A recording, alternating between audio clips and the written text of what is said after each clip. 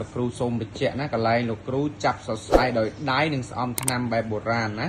ហើយវិធីថ្នាំស្អំលោកគ្រូនឹងមានដល់9មុខណាពុកម៉ែបងប្អូនហើយវិធីនេះគឺងាយបំផុតណាពុកម៉ែបងប្អូនគ្រាន់តែដុតអត់តាន់ឲ្យក្តៅចឹងមកហើយច្រលក់មួយទឹកថ្នាំលោកគ្រូនេះហើយដាក់ពីលើចឹងមកហើយដល់ពេលក្តៅយើងយកមកស្អំតាមស្មា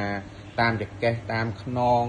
ឈឺកន្លែងណាស្អំកន្លែងហ្នឹងដើម្បីរំលាយខ្លាញ់នឹងកសែឈាមកសែពកក្របហើមអីហ្នឹងគឺស្អំទៅរំលាយតែម្ដងណាព្រោះលោកគ្រូបានកំដៅ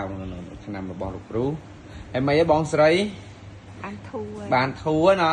មកលើកដៃអត់រួចឡើយមកលើកដៃអត់រួចទេបាទហើយមក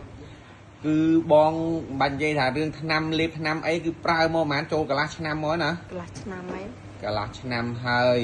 តែមកជួបលោកគ្រូតែម្ដងសោះឥឡូវហ្នឹងបងបានលើកដៃរួចហើយអត់ឈឺទៀតបងសាកលើកមើល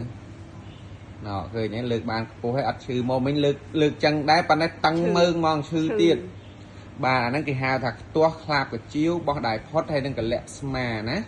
អញ្ចឹងពុកម៉ែបងប្អូនដែលមានបញ្ហាកប់គៀបសរសៃបាទកំទុកជូរដូចបងស្រីបានឈឺបានអី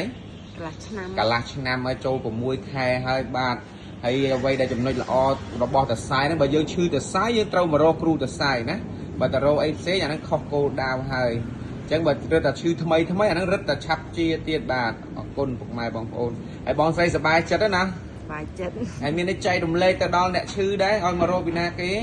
ឲ្យមករកលោកគ្រូសយភក្តីបាទពីមុនបងខ្លាចមិនមើលជួយរៀបគាត់ខ្លាចពេលពុតពេលនេះធ្វើសរសៃទៅខ្លាចរបូតដៃអូអាហ្នឹងពាក្យគេភ័យគេបំភ័យយើងបាទមានមកទេតែចិត្តហ្នឹងបាទនៅចិត្តហ្នឹងសោះអីខ្លាចបើការបើមកតាំងយូរបានធូរជាតាំងយូរបាទបាទអញ្ចឹងបងប្អូនណាកុំខ្លាចលោកគ្រូចាប់សរសៃដោយដៃនិងស្អំថ្នាំបែបបុរាណណាអត់មានប្រើឧបករណ៍ឈើចាក់អីទេបាទសូមចែកវីដេអូរំលែកវីដេអូមួយនេះទៅដល់អ្នកឈឺទៅឲ្យគាត់បានឃើញថាមិនបាច់ខ្លាចដូចបងស្រីទេណាដល់ភាពជាក់ស្ដែងគឺមកដល់គឺមិនដែរអត់អីផងដូចគេថាអត់ដូចពាក្យគេនិយាយទេបាទអរគុណបង